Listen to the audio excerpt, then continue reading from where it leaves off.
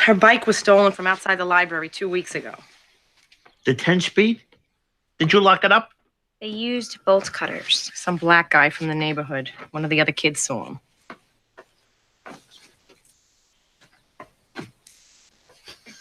What? Did I say anything? The black guy. Imagine that. Tony. It's just, I can't believe it. I'm not listening to this shit. Why don't you admit it? You're thinking exactly what I'm thinking. Tony, what did I say? What is it, my fault? You're twice as likely to be robbed by a black? That is so fucking racist. Happens to be a fact. Is it a fact? I don't know. We'll have to find out. I did have to use that clip. Sorry for the podcasters, but if you're on the YouTube, Meadows' look as she looks down and to the side and says, "What?" is perfect. It's so great. Welcome to Cut to Black, a Sopranos sit-down. I am Jim Scampoli.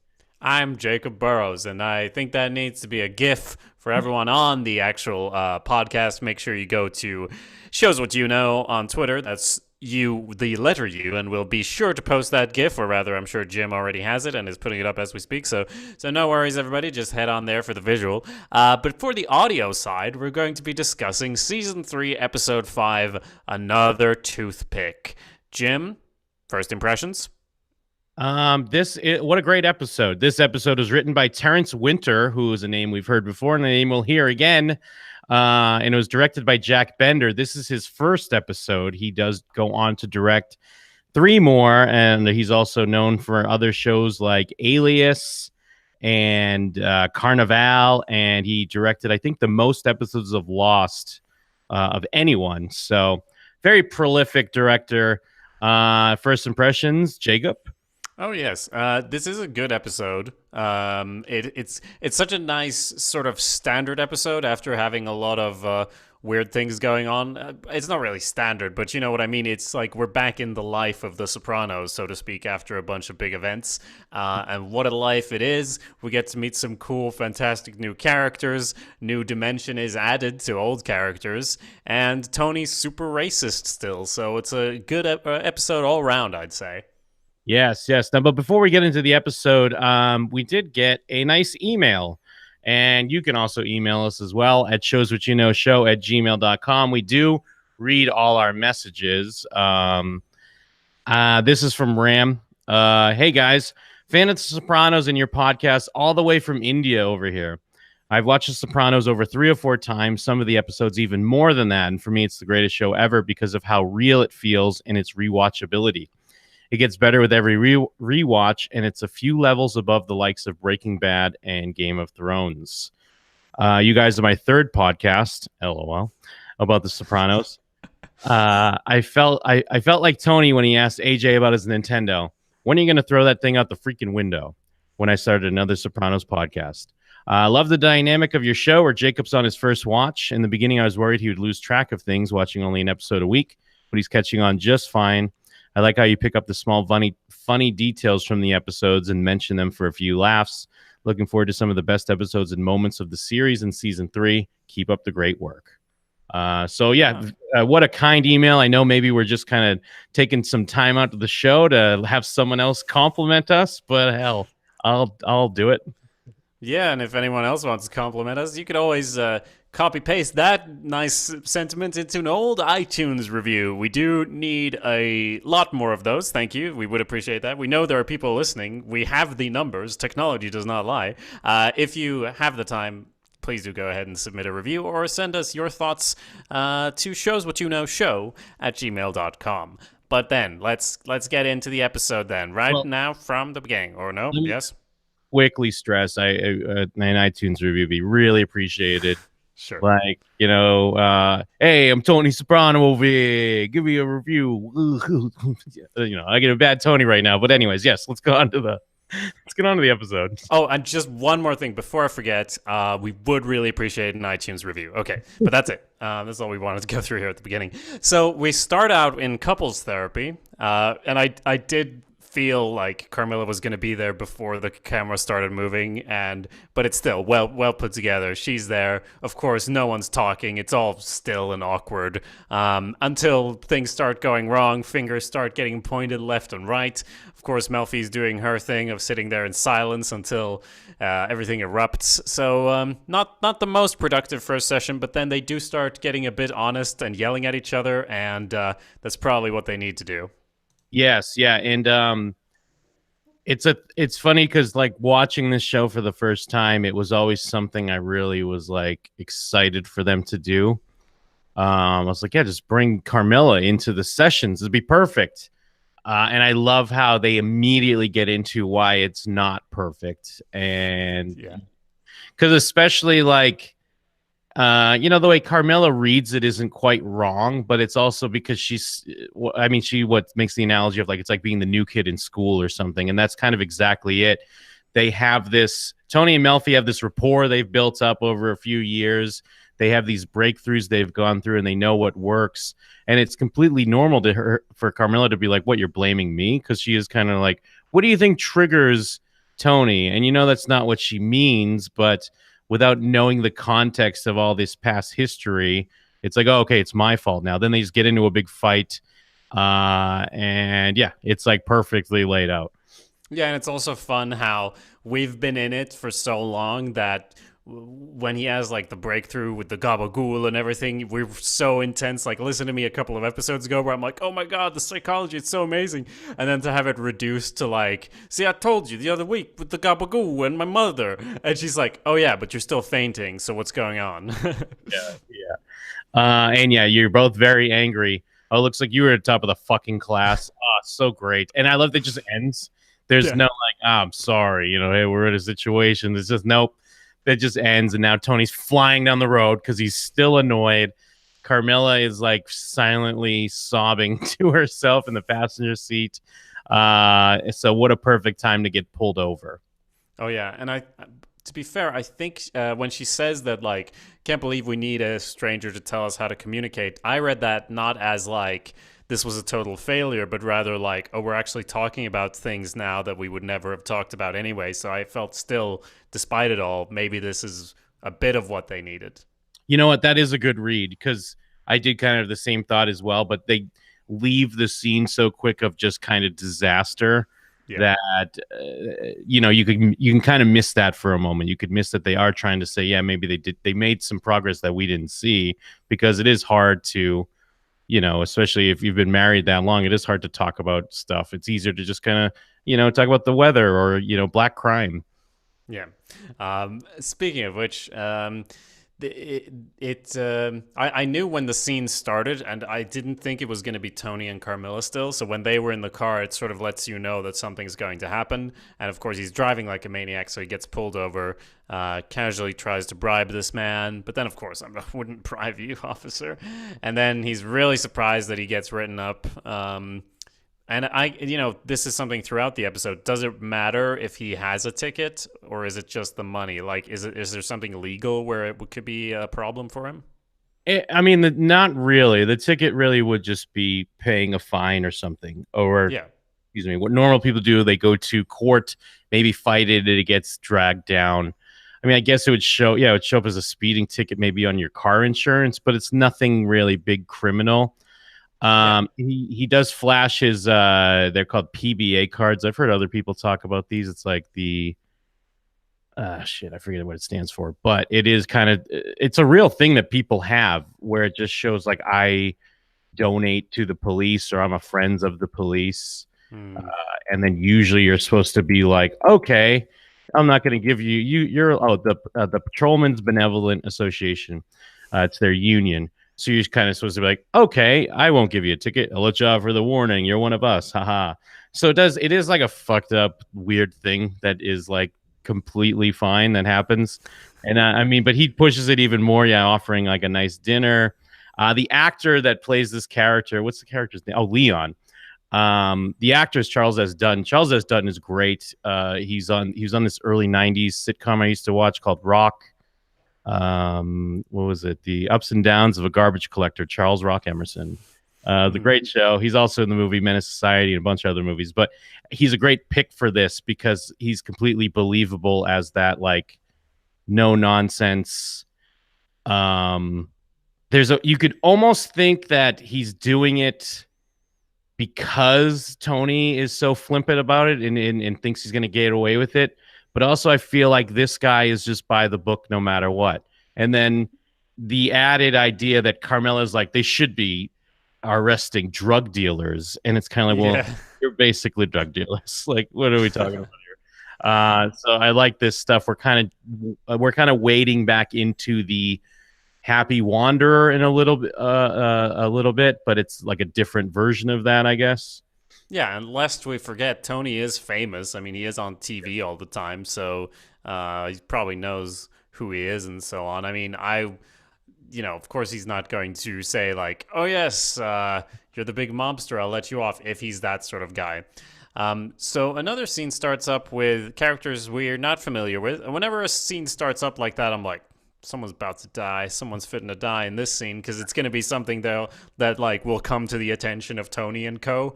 And indeed, like there's a couple of characters. There's a fight going on and between a girl and a guy. The guy gets out and whacks a man in the head with a golf club. That's a basic summary of the scene, right? Yes, yeah, they're talking about the peppers and eggs. I know people have referenced remember in Sopranos when they said peppers and eggs? I don't know why, but that did stand out to me. I don't know if this is the actual peppers and eggs scene. Actually, I think Uncle Junior orders peppers and eggs before, but either way, they're ordering peppers and eggs again. And yeah, guy's fighting with his girlfriend, and she just asks him for help, and he's not even helping her. But this guy, Mustang Sally, who we come to learn his name, is a nut job, and he just bashes him in the head with a golf club. It does feel like in this episode that they were kind of like, all right, we've been hitting the audience with some kind of, heavy, not quite mob-related stuff. Let's get back to the fun stuff. A guy getting hit with a golf club and kicked and spit on, which could set up maybe some possible hits later on in the episode.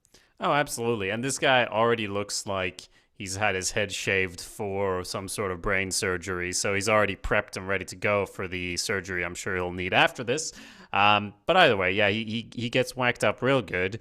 And then, of course, we know it's not going to turn out great because then all the mob people are around his bed. And as usual, we're just thrown into it and we have to figure it out on our own. But as it seems, this guy has friends, but then the other guy is also in the mob. He's in another part of it and everything. So, of course, it's complicated.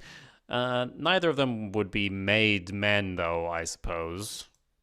Yeah, I mean, Vito is a part of this, who we've seen a few times before, and like he seems to be closely related. I think it says like Spatafor something on the side of the truck, and Vito Spatafor, he's the big fat guy in the room.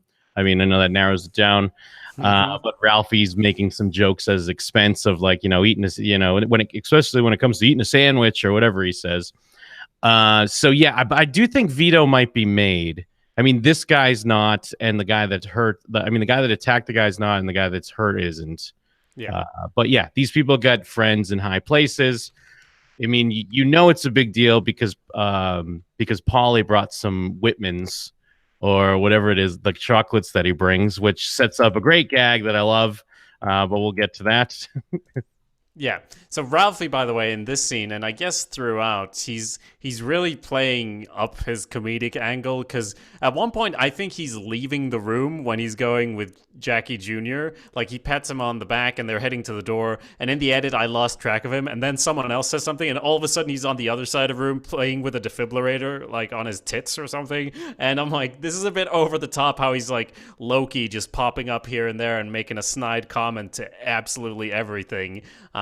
Of course, he's getting on everybody's nerves. But yeah, it's basically like they just eat the chocolate and figure out we don't know yet what we're going to do. Yeah, we get a small dose of Jackie Jr. doing exactly what Jackie Jr. does every time he shows up, which is fine. He just does it real quick to remind us that he's around because he's like, it'd be my fucking pleasure. Like, this idiot still doesn't understand. But I guess, at least he's the one that directly says what his relationship is. Like, it's my cousin. So we get that at least, and then he has to be kicked out of the room. And then yes, we got Ralphie is kind of making fun of Vito, but as we see in this scene and later on, he keeps pushing at Gigi because that's the guy who he got passed over for to be, the captain of that crew. Yeah, exactly. So we head to a funeral, and this doesn't count as a death on our counter, right? Because we've had this before. Yeah, no way. We've never met Aunt Febby or Uncle Febby, whoever it is. I didn't even catch it. But yeah, they died of cancer. They're related to Carmilla. We get to see Father Phil again, and they get to have a great moment. Carmilla gets to give him the cold shoulder, which is nice. But I love how all this stuff has been playing into Junior's story, because, I mean, he gets to go out for funerals. He's been so worried about looking sick and getting sick. And as we know, it's because it's stemmed from when he was pretending to be a sick old man just to get out of the jail. And it's almost like, especially the way we know, Junior is very similar to like Christopher. And what we know about him is he seems to be very, very superstitious. And of course, we get more into that into this episode. Yeah. So it's great to even when he's not just directly speaking about it, with the looks on his face as he's seeing people his age die, and just he doesn't necessarily care that they're dead. It's more like, oh my God, coming for me now. Yes, of course. And speaking of which, we do get introduced to a new character here who comes in, and it's a great introduction because Tony turns around in the pew and he's like, oh my God, it's that guy. And he's like smiling so huge. And I'm like, who's this guy? Because Tony does not react like this to anyone ever. But outside the church there, they're buddying it up. And I also like this character right away. I don't know. He just seems really likable. And we figure out it's the dad of the guy who takes care of Junior, the big fat guy. What's his face? Yeah, Bobby Bacala. This is Bobby Sr. This is his dad. And this episode adds some dimension to him as well. I mean, in a fairly, straightforward way, where his father's, in trouble. But still, it makes him a bit more three-dimensional, and he's already so three-dimensional. So it's a great scene as well, where they're talking, Tony and his father, whatever his name was. I also did not remember that one. But then they reference, like, he's like laughing about Junior, like, oh, you got him all fooled. Junior's like, oh yeah, I got him all fooled. Exactly. Yeah, he's like, what? Like, he's like, you got him all fooled. He's like, oh yeah, of course. And I love that moment you specifically you called out, because they have Tony hold his smile for like a little too long, because it's during a funeral scene and everyone's still somber. So it's one thing to turn back and see someone who you love and be like, oh yeah. But he like turns back and he's like facing the priest and he's still thinking like, I love that guy. Oh man, this is great. So great that I get to see him again. And I love that they have him hold it for a long time. And then they give AJ a couple great lines, just a couple great AJ lines. They're sprinkling in the AJ and Jackie Jr. in this episode because he mentions what someone else had cancer and then they froze his head until they could get a cure. No one says anything to him. Yes, no one responds. Exactly. But yeah, so yeah, we get a lot going on because we got this one cancer death. We meet Bobby Sr., who's clearly he's coughing, he's not in good shape.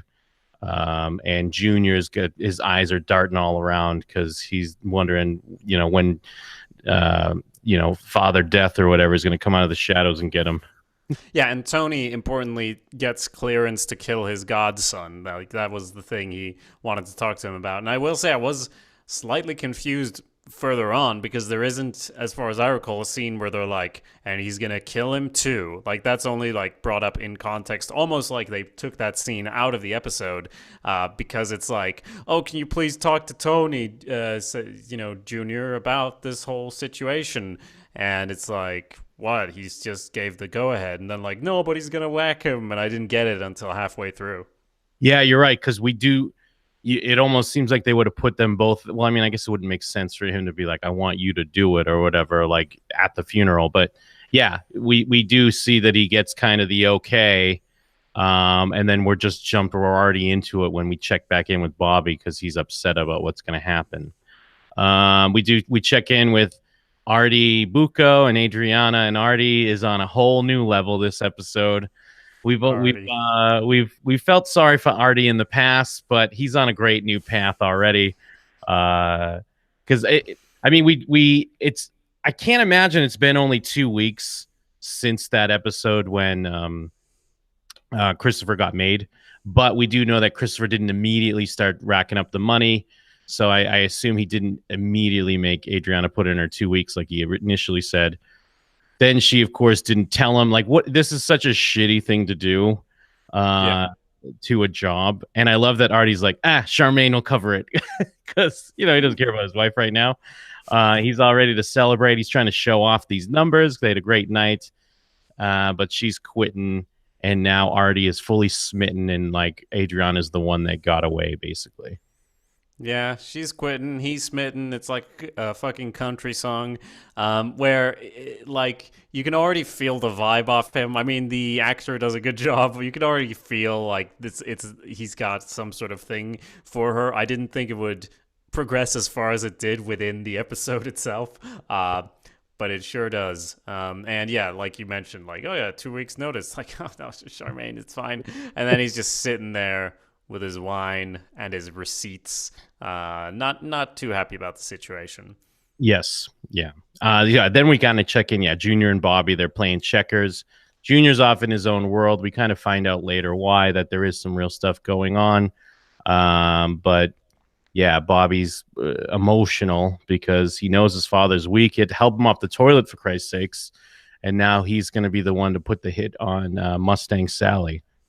Yeah, and he's there. He's actually crying, and Junior first reacts with like anger and annoyance, and then he's like, "Oh, I'm sorry, you're right," and it's like his thing throughout the episode of like being sympathetic, but then like so rage filled and furious. Like later when he just smashes things up, it doesn't really match up until you figure out what's been going on his personal level. But here it is, like he's asking him to deal. Like, can't you talk to Tony about the thing? And I still don't understand the context yet here, because I thought it was just like, oh, he's getting pulled back into this world, he says. Oh, he's so old and frail. But he just gave the okay so far, so it's a little confusing. Yeah. And then, so then basically it's Junior and Tony talking about it. Now they're in the lawyer's office. They mentioned something about the doctor's office, but then they're in the doctor's office later, but I guess they're not talking business at that point. But here they're talking in the lawyer's office and, talking basically about this. And it is interesting because the Gigi thing, like Gigi is this main character in how they speak about him. Yeah. Not really on the show. You know what I mean? Because he's talked about as the guy they pass over Ralphie for, and we see him in some scenes, but I bet you're right. There is probably some scenes here that they had to cut, and it probably would have helped the Gigi character a bit, because it's mostly talked about, because the main reason why Tony doesn't want to go against him is because he like just made him captain of that crew, so he doesn't want to, what does he say? He's like, I don't want to cut his balls off. Yeah. And he wants to kind of back his captain. And I mean, he does specifically say this again later on. But it's just interesting that Gigi doesn't get anything really of like with meat on its bones to really sink into like the audience perception.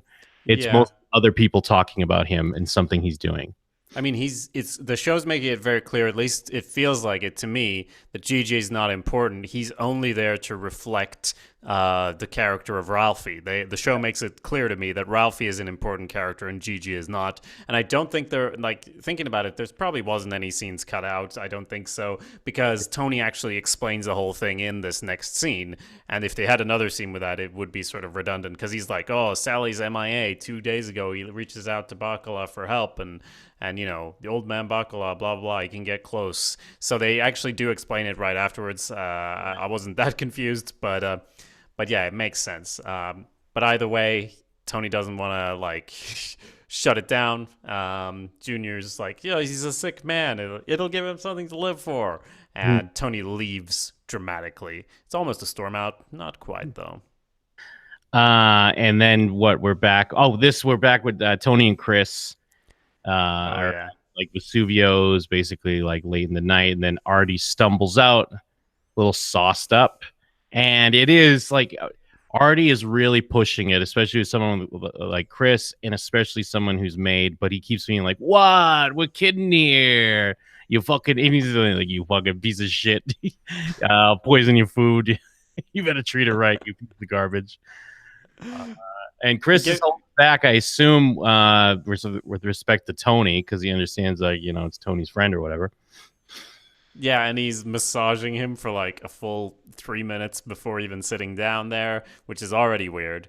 But yeah, he's sitting down and he's being funny at first, but then, like you said, he's pushing it way too far. This whole scene feels so good, fellas, except it would have ended with his eye being cut out if it was Goodfellas. And in this case, Tony's there to make sure that doesn't happen. And it is, I don't know, it's even though Artie's so over the top here, it's also such a great scene. It's believable to me, and I love the way everyone plays it, because it makes, like, I don't blame Christopher. Like, would be so annoyed at this point. And, he's a made man. He's got to keep up appearances and, like, have this respect for himself and carry himself. And he's got the new suit and everything.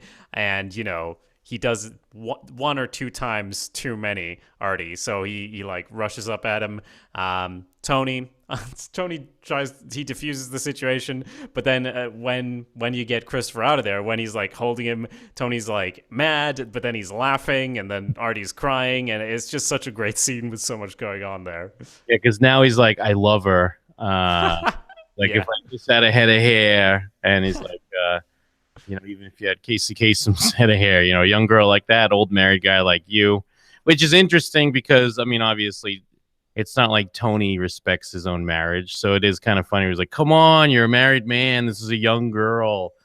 But yeah, Tony just kind of chuckles at it a little bit. He's like, yeah, you are. You're a pathetic piece of shit. Yeah, and I mean, Artie, as far as the actor's ages, at least, I think there's like less than 10 years of difference anyway. She's 29 or something. He's 38. Again, thank you, Wikipedia. Of course, we do all our own research here at this show. But yeah, Tony's like, he thinks it's kind of adorable almost, like in a pathetic sort of way. Well, what's great about, sorry to cut you off, but what's great about this is that, I mean, it's not exactly subtle that, I mean, obviously he doesn't love Adriana. Yeah.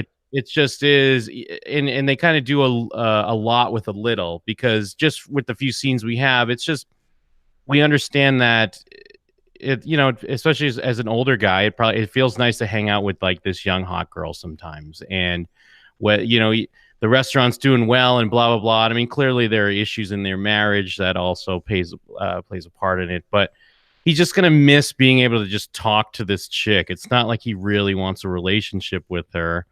But he's just being all Artie Bucco about it.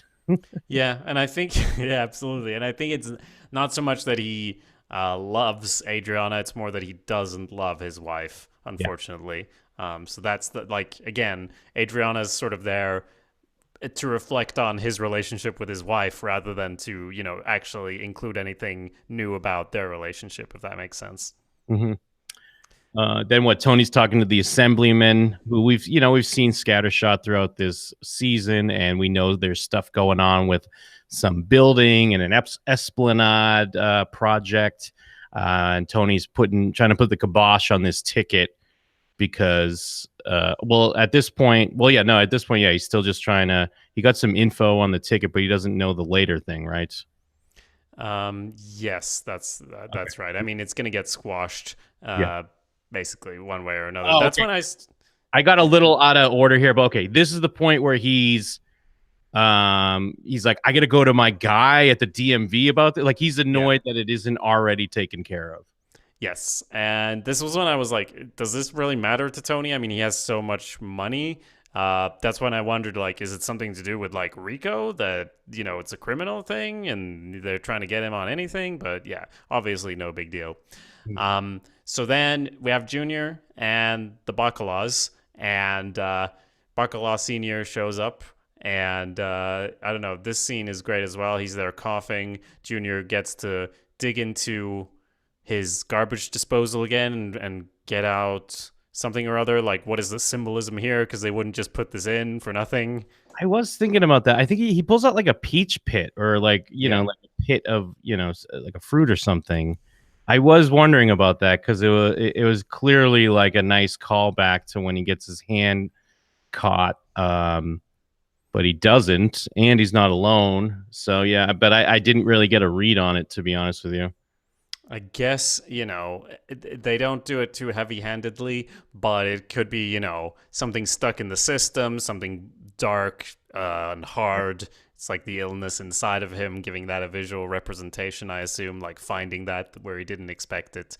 But then it's really just such a quick moment, they don't hang on it, which is why it's like, I guess that's good though, because if it was like, oh, the peach pit, it would be like, yeah, we get it, Sopranos, we get it. So it's just there as a little thing.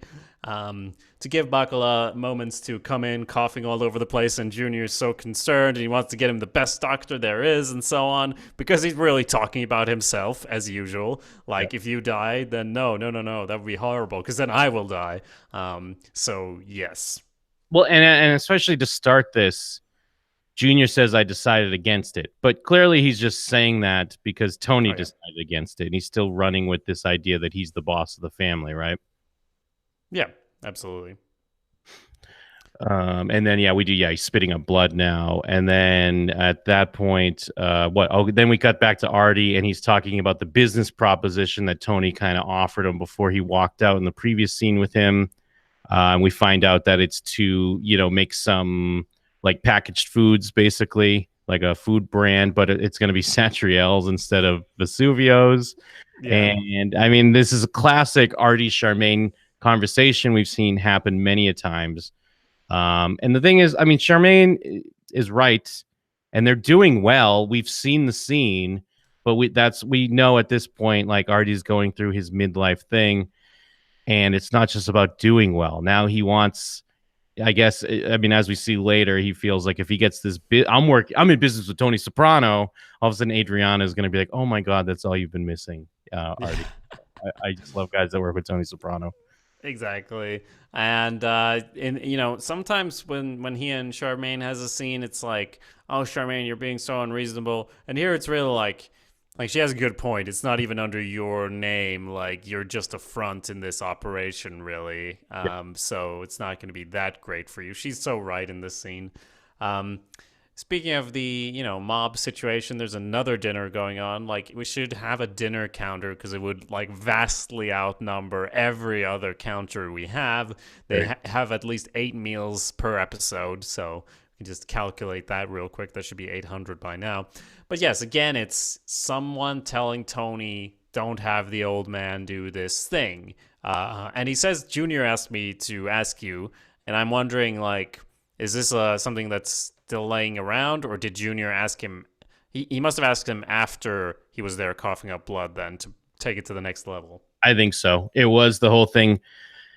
Junior already asked Tony, then tried to say he decided against it. But yeah, he got his, wheels turning again once he saw him spitting up blood. So he's trying to put the kibosh again because now Johnny Sack is asking about it. And Tony rightfully is kind of like, I'm sick of fucking talking about this. Stop trying to, is anyone else, I'm going to say this for everyone right now. I think when we do cut into the scene, a little off topic, but Ralph is making another Gladiator quote. I think that's his kind of thing for a while. He's anytime we kind of cut to him, he's talking about Gladiator, which at the time, wow, everyone loved it. Now I'm like, wait, was that from Gladiator? What is that? All right, fair enough. Yeah. But yeah, I like this scene, and yeah, this is where he's like, Gigi made the call, blah blah blah. He's doing the hit. The end of story. Yeah, and Ralphie's just there because he's always there. Even though he's not made captain, he's just having dinner with all the captains. Just talking shit, kind of course. Oh yeah, all the time, which makes you wonder, he should either be a captain or not be at the table. But of course, he's just there. So then we go back to Fountains of Wayne. This is we've been here before, where the guy who Tony watched the football game with just the other week ran away from him because he had an axe or what have you. So he's there looking at fountains this time, or piping, first of all, and he sees the cop. He's working there, when he's off the cop clock, like you do, because it's, the grand old United States of A, right? Yep. He can no longer get overtime, so he's got to put in time at Fountains of Wayne. Tony keeps trying to make cracks like, hey, get out your, ticket book. Look at this indecent exposure. And I mean, I guess he's clearly digging to be like, why are you here? Like, you're a cop. Gets the information, and Tony feels sad about it. Oh, Tony feels bad. What did I do? Yeah, what's going on with Tony? Because yeah, I mean, I guess so. Like he just doesn't want, because I think in a weird way it does seem at this point he respects this guy, right? Yeah. For not being crooked almost, even though everyone is crooked in his world. So weirdly enough, the fact that he's stood up to him. Well, I guess it's not that weird, but he had some respect for that. So then to see him reduced to this, it's like, hey, wait, I didn't do this. Did I? I did this? What? So and of course he has a...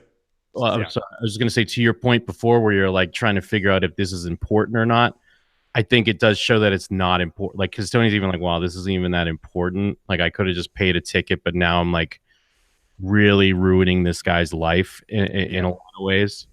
Yeah, so that's why he calls up the assemblyman in a steam room, of course, where there's just a payphone, and he's just, hey, howdy. I guess this is where the real politics happen. So he calls him up, and it's like, oh, don't you think that's a little harsh? And yeah, like you said, what's up with Tony? Like, what he said, oh no, this guy. But I can only read it as like he had some weird grudging respect. Yes, and I feel like they even twist the knife here, because when he starts hearing that, no, the guy's depressed, he's wound up, that he's mental, and of course Tony's gonna relate to that almost in a whole nother level. Yeah. And yeah, I think there is this respect that he's just doing his job. He doesn't care about your stupid dinner you offer him or your stupid PBA card. You were speeding, you were driving like a maniac because you were all wound up and fucking pissed off, so you were completely in the wrong. Like, Tony knows he's completely in the wrong. Yeah, and it's such a small thing to him. But anyway, next scene, such a great Sopranos scene, so tense. Bacala Senior, and all of these are characters we haven't seen before this episode, but I'm like, it's just the three of them in this house, and I'm still so tense and on the edge of my seat. Like, in this span of this episode, it's just been like half an hour of this episode. I already like am so invested in what's gonna happen. They've built the tension so well, and this guy Bacala Senior, he's so old school, and he gets to have this weird moment where he's definitely enjoying this, where he's like saying, oh, but it was really hard.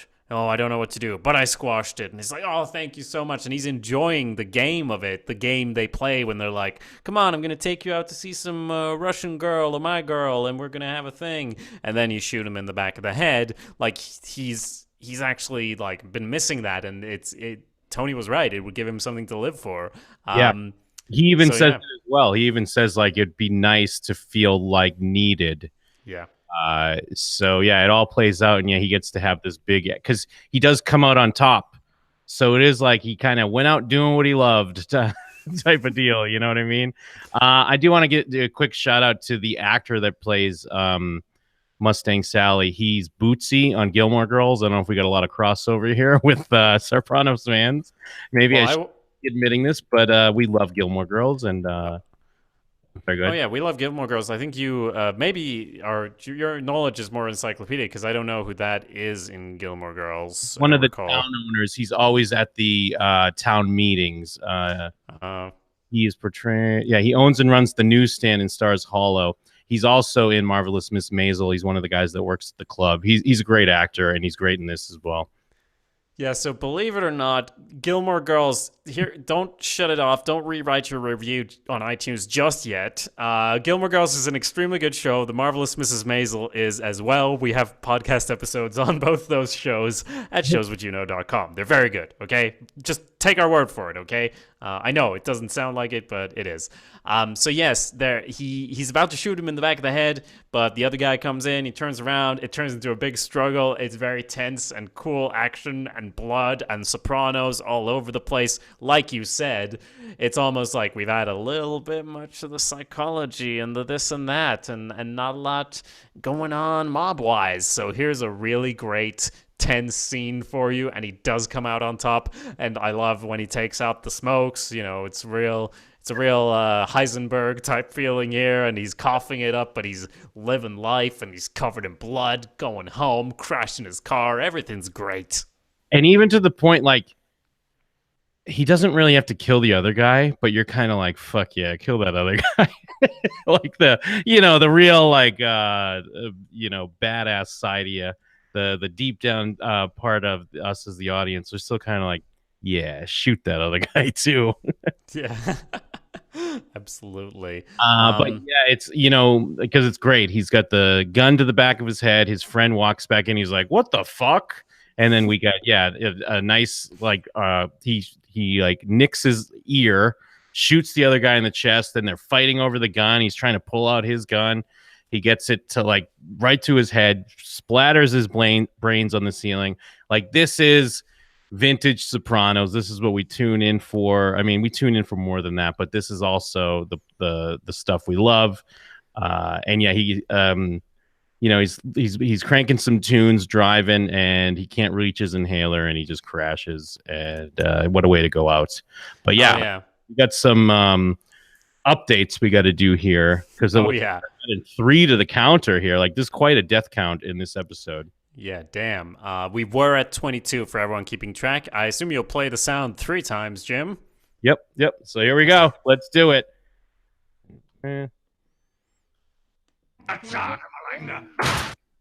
Yep, that's the one. So stupid. Yeah, there it is.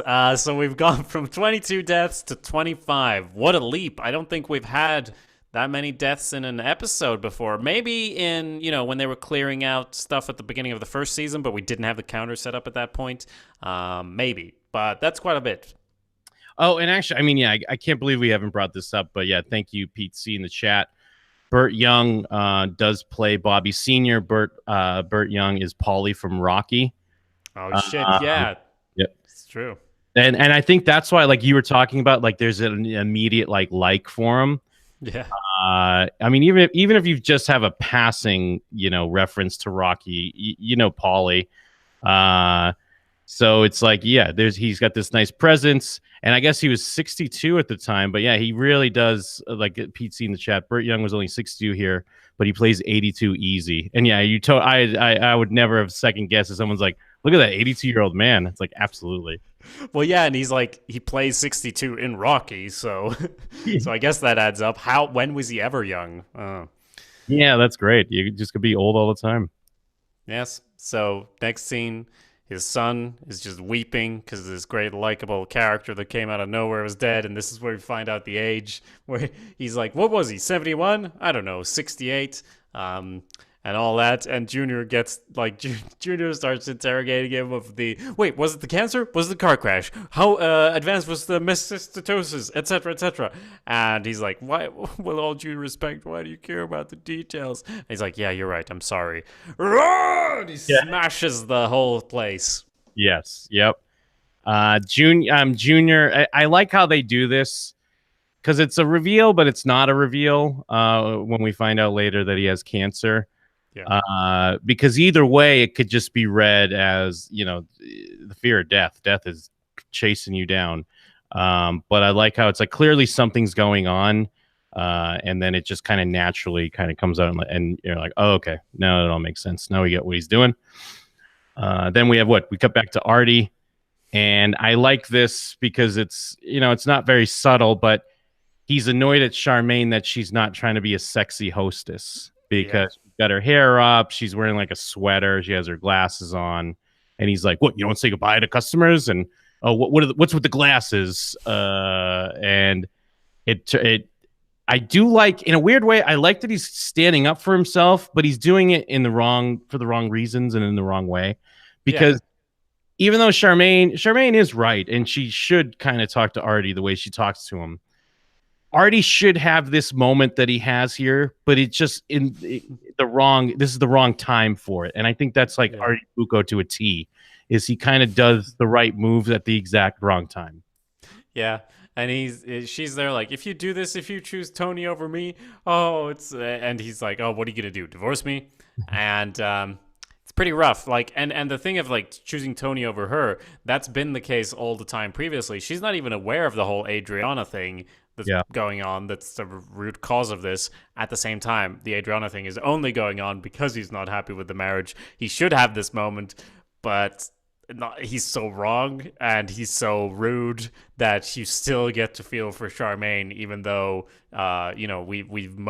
she's mostly been portrayed not as the most sympathetic of characters in this show. So yes, it's a good scene. Yeah, and I love the way the actress plays it, because there are hints that she's bluffing, and she's surprised that Artie is calling her bluff.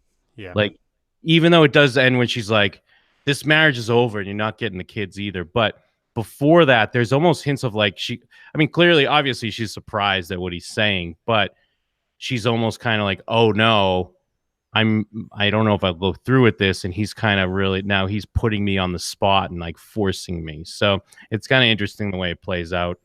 And then, then in the next scene, that's when Tony and AJ show up at the Junior's doctor's office. And this is where we kind of get the big news for Junior.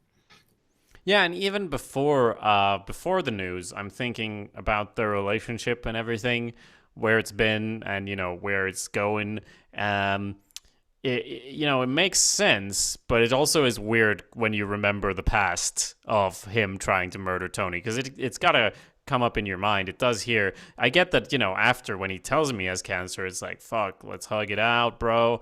But that even before then, Tony's coming in like, hey, I brought you this food thing and everything, and look who's here. And that's pretty far from where they've been. And I will take Liv's death into account in that transformation as well. I think that it's not strange.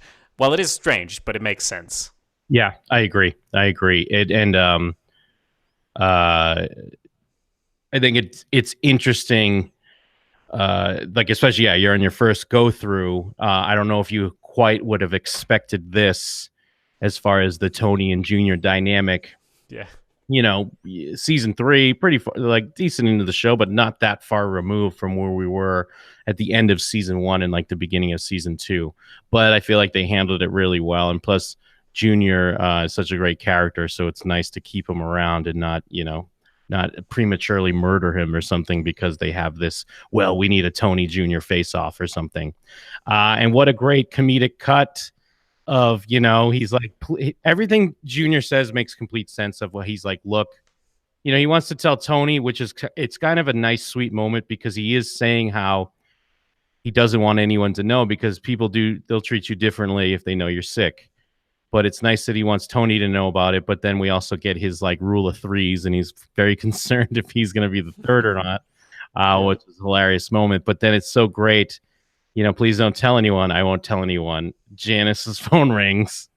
Uncle June has cancer. It's so great. It's simple. It's classic, but that's comedy for you, my dude.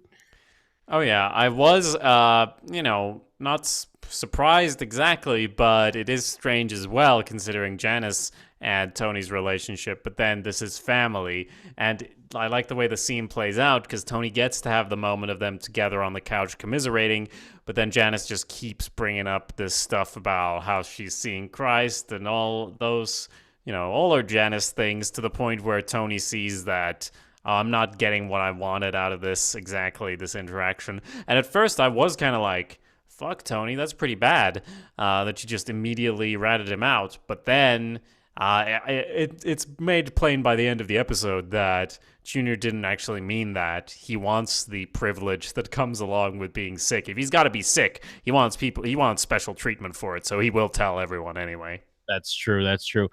Yes, the scene when they're, both drinking wine or whatever on the couch, it feels so real and so natural. And I guess even kind of going back to the email we read, because of how it feels real. And I feel like that feels like such a real moment, something you'd have with your siblings or your cousin if there's someone close to you. I mean, and also coming off of their mother dying not too long ago, and you get this, they have that kind of dark laugh, and I think that's a very common thing, and it's also a natural, healthy thing because they're laughing at their mother, who would call dead people toothpicks. And I guess it kind of ties into what with like the first body. They said she was like 90 pounds when she died or something. Is that kind of what they're getting at? Because like you just wither away. And of course, Junior doesn't want to hear that. What's that have to do anything? But yeah, it's such a nice moment. And you're right, in true Janice fashion, she kind of goes back to what her new scam or her new lifestyle is that she had set up in a previous episode where, hey, the Holy Trinity. I do like this shared unspoken moment of, what happened to Pussy Bumpin' Sarah.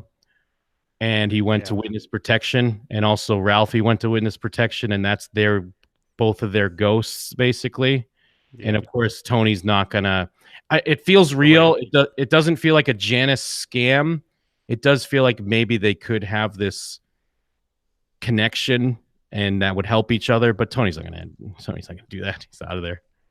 Right. You said Ralphie went into witness protection, but you meant... Oh, sorry. Richie. I meant... Because these Richie, Jackie, and Ralphie, like, names I have to look up every time, and I have to be very careful, because if I type, like, Sopranos and the name of a character, it's always going to autofill, like, died choking on spaghetti or something, so I have to be careful. My apologies. Please don't Google names. But yes, I meant Richie April, who Janice shot last season. Yes. So next scene is the one we had from the opening of the show about the stolen bike.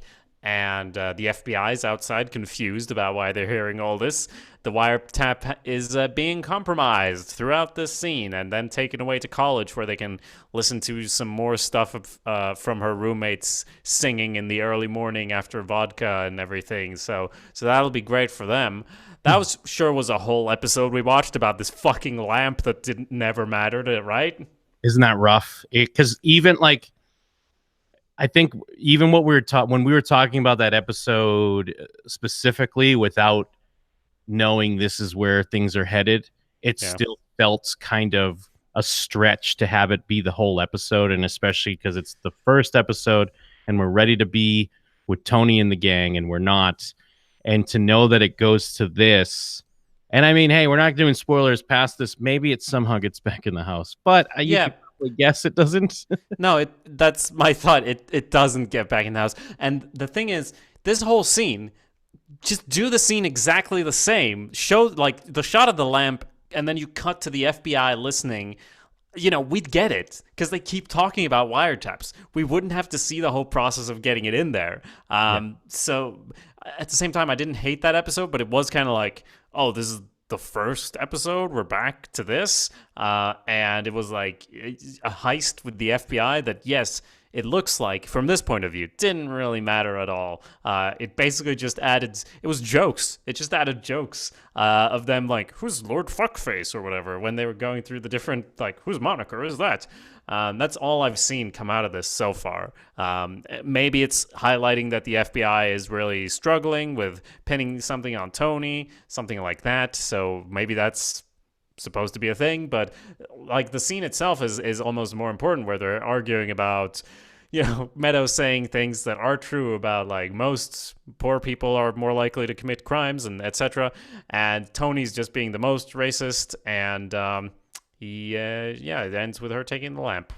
Yeah, it's I gotta wonder too, and I mean, because I do remember that she takes the lamp. I didn't remember it was kind of this soon, because I mean, we're only on episode 5. We're not even halfway through the season, and I mean, this was such a focus in the first episode.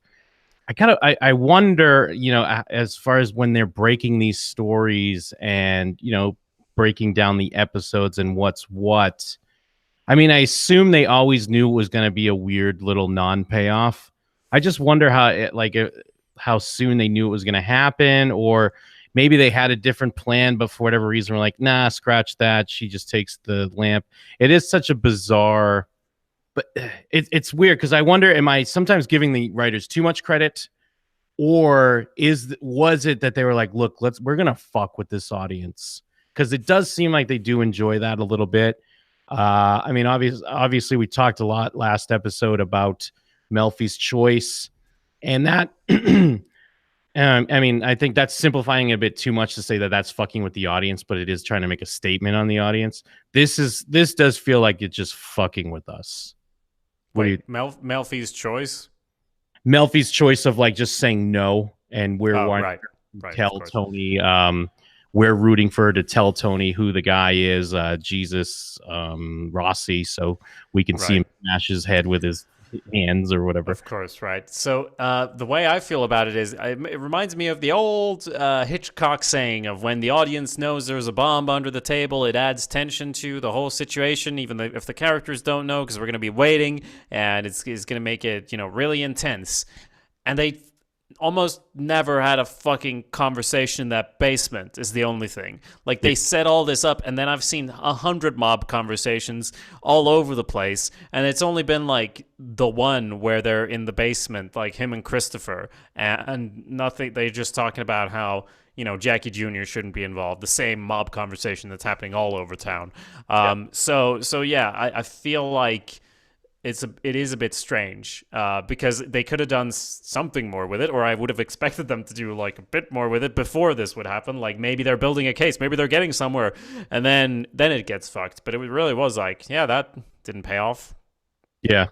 So yeah, she takes the lamp. They have a fight about race. I mean, I do like that. I like the way they're even though it's such a kind of subplot, it's not really related to the lamp, but the way they're handling the race issue with, Tony being from, I guess, a different time and racist. But it feels like they are, in a weird way, I don't think you'd be able to do this now, but I feel like they're also handling it in a mature way that you could do it now. I don't know. I don't know if that sounds weird, because they're not afraid to show Tony being like a despicable character like this. And obviously it does tie in with how he feels about this cop Leon, because in a weird way now it turns into fuck this guy, because they do specifically bring up that he's teaming up with some other black officers, and they're trying to like put a thing together to spotlight this injustice that's happening because he wrote a ticket.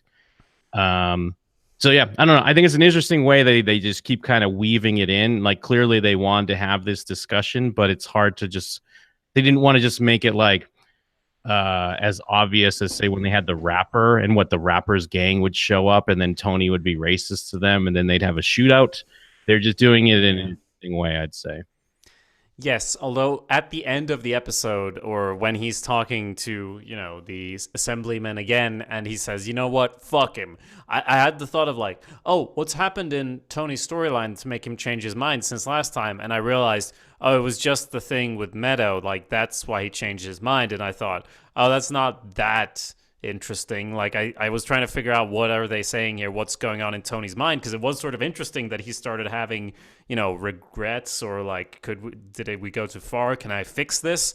But then, like, the thing that made him turn back around was just like the bike and fighting with his daughter, and then it's suddenly like, no, fuck you because you're black again, which is an interesting thing, because he's, even though I'm calling him racist, he's certainly saying things that lots and lots of people would say.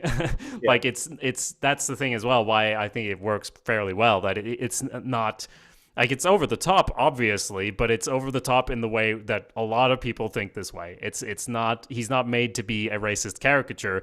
These are real things that people will say a lot in everyday life. So that's interesting, but it was sort of maybe a slight letdown that was all that storyline was, that it was just a fight with his daughter and then it changed. But I did like when he offered him the money at the end and he didn't take it. And for Tony, that's almost like he's almost changing his mind again there, I think, because he wanted to turn him. He wanted him to like come over to the corrupted side, and of course he won't. So then it's like he almost wants to reward him more for that, but he already tried to give him the money. So what's he gonna do? That's the last shot of the episode. I know I'm skipping ahead, but he's just standing there like, this didn't really work out, did it?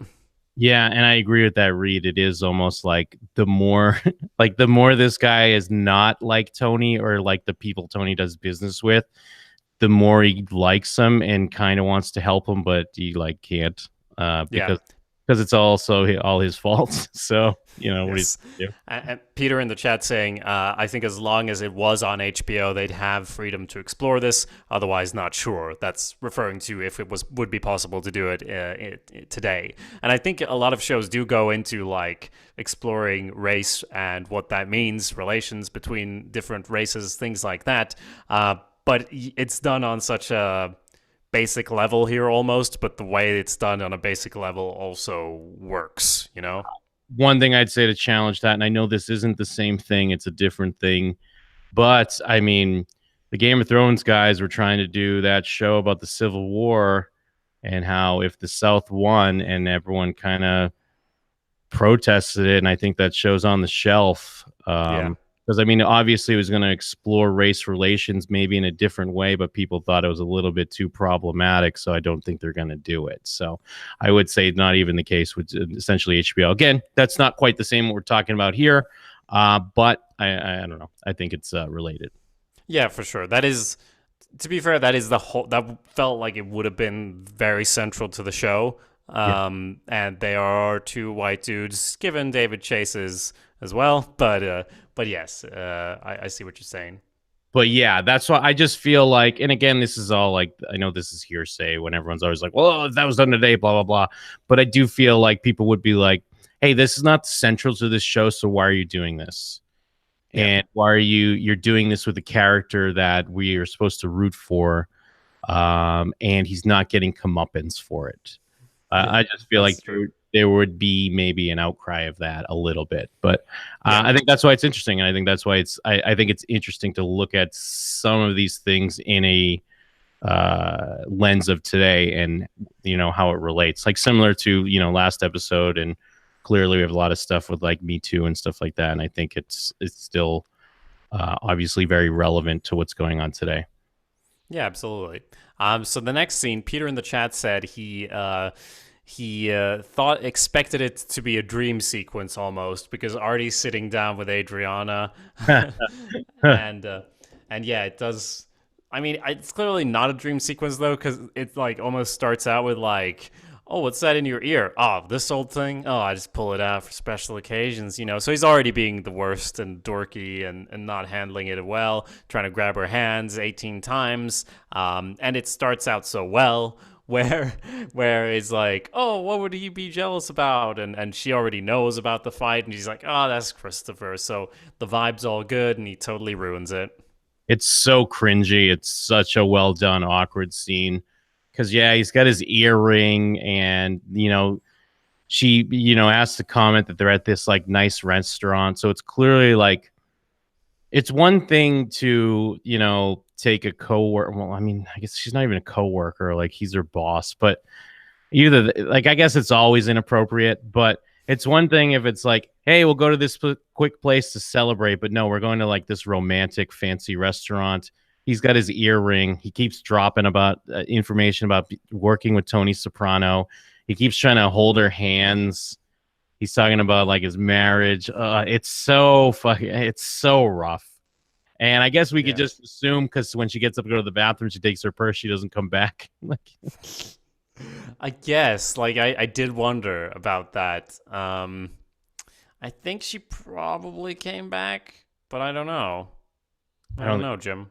What do you think? No? Yeah, the nice food comes, and Artie is just, he's just Artie, dude. He's Artie Bucco. It's the best way to say it, is that he's Artie Bucco. I think she comes back after like 20 minutes, and he's like, because he hasn't had anything to do, he's just been sitting there and he ate his whole meal already, and she says like, oh, my stomach's a bit upset, I'm sorry, I gotta go. Like, I think that's what happened. I think there should be a sitcom called That's Artie Bucco, and it's just like, That's Artie Bucco, and it'll be stuff where like, he walks into the supermarket or something, and drops change everywhere, and he's like, "Oh no, I got to pick up all this." It's like $20 in change, and he just goes, "That's Artie Bucco," and he shrugs like he doesn't know what's going on. Yeah, that would have been the end of this scene as well. And some Curb Your Enthusiasm music would not be misplaced here either, I say. Yeah. But I love Artie. Then we have Johnny Sack, Tony, and the Assemblyman. They're again talking about the Esplanade. And yeah, this week already kind of touched on this. He brings up Leon again and he says, fuck him. The feds, the wiretap has been neutralized. And and you know, I feel like the captain or whatever is us, the audience, where we're like, what?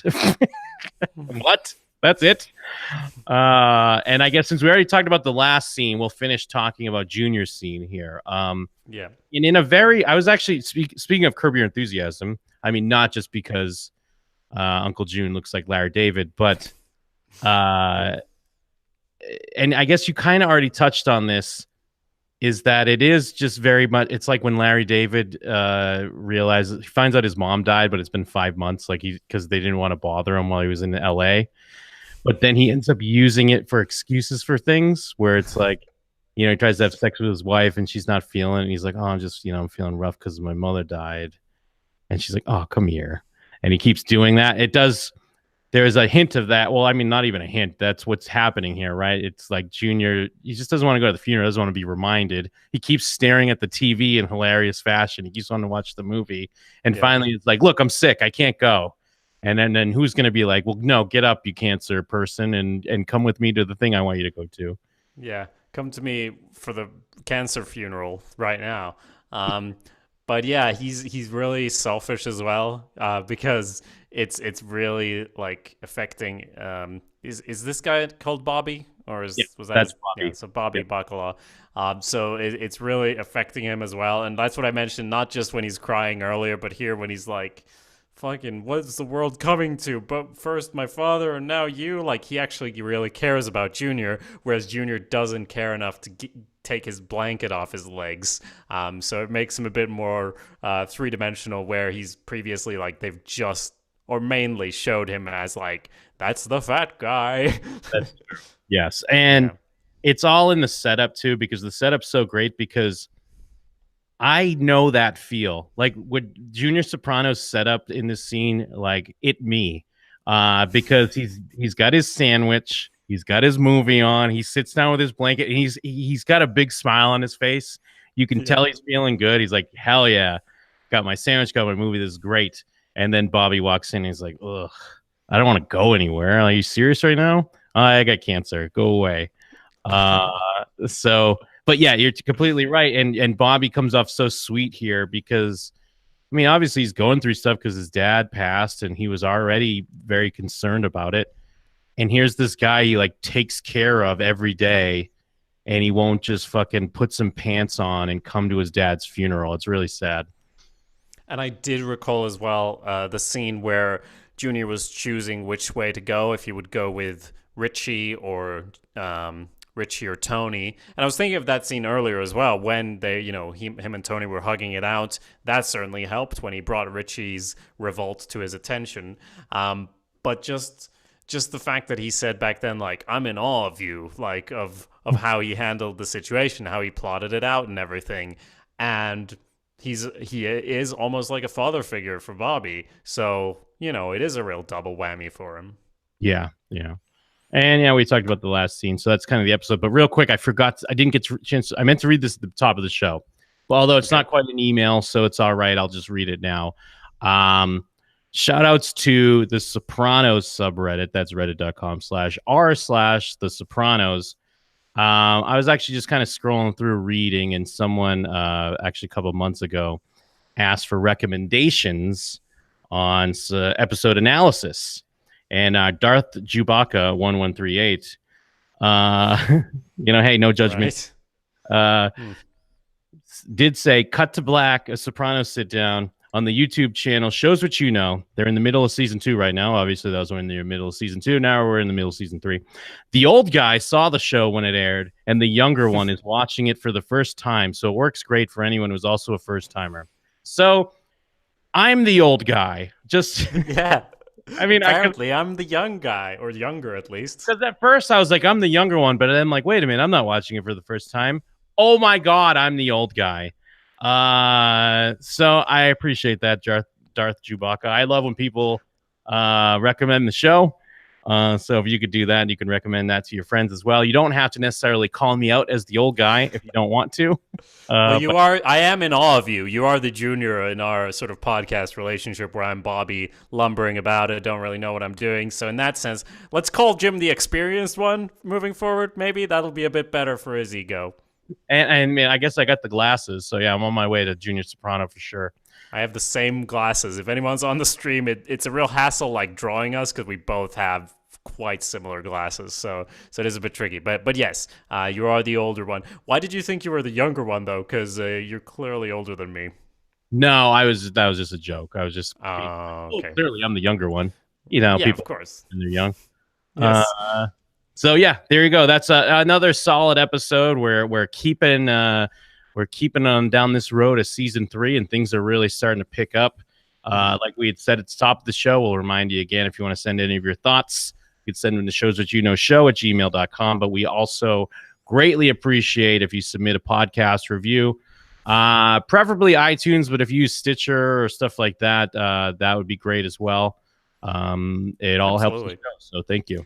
Yes, and like Jim mentioned, we do read every email we get in. Most of them will also read out on the air. So if you want to get involved in the show, send an email to showswhatyouknowshow@gmail.com. Or if you just want to give us a silent pat on the back and send us on our way, an iTunes review is the way to go. It does help us more if you write it out rather than just give the stars. So just give that a little thought. It would really help us out. We'd really appreciate it. Of course, there's always jimandthem.com and awesomepedia.org for all our other side projects, but I will focus on those two things: review and email. That's how you get involved. And besides that, is there one more thing perhaps, Jim?